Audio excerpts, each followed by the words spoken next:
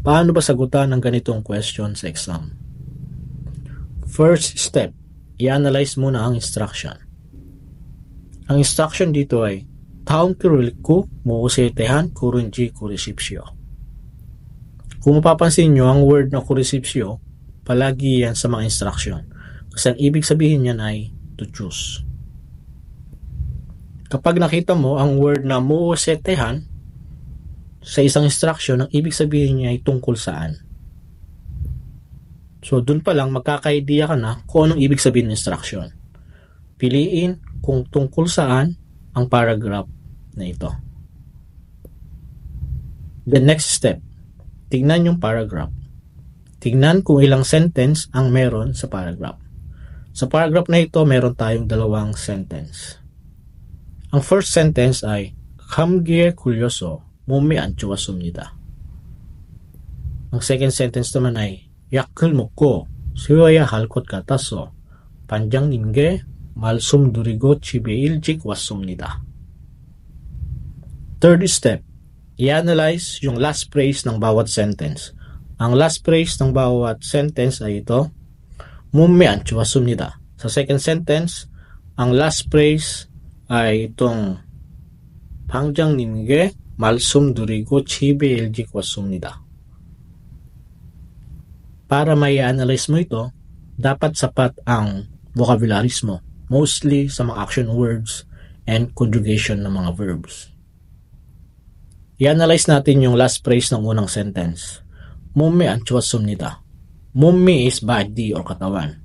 안 is not. 좋았습니다 is good. Ibig sabihin, not good yung katawan. Or, sa madaling salita, hindi maganda yung pakiramdam. And then, next, yung last phrase ng second sentence. Ang sabi is, 방장님께 말씀드리고 집에 일찍 왔습니다. Panjangnim, ito yung team leader.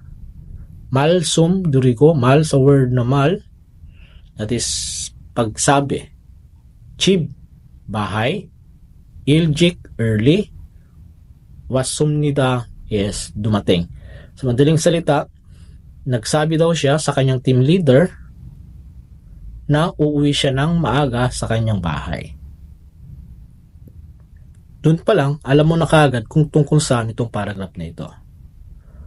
Masama ang pakiramdam, kaya nagsabi siya sa kanyang panjang na uuwi sa bahay ng maaga.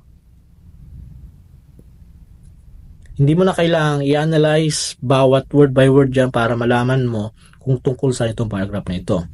Basta ang tips dyan, kunin yung last phrase ng bawat sentence and then yun lang i-analyze para malaman mo kung tungkol saan itong paragraph na ito. Take note, may oras po sa exam, kaya hindi mo kailangang magbabad sa isang question. Kaya dapat gagawa ka ng strategy mo kung paano mo masasagutan ang ganitong mga long paragraph question. Kapag alam mo na kung tungkol saan itong paragraph na ito, ang next step natin is i-analyze naman kung ano yung mga nasa choices. 1 is 지각, 2 is 조퇴, 3 is 퇴근, 4 is 출장.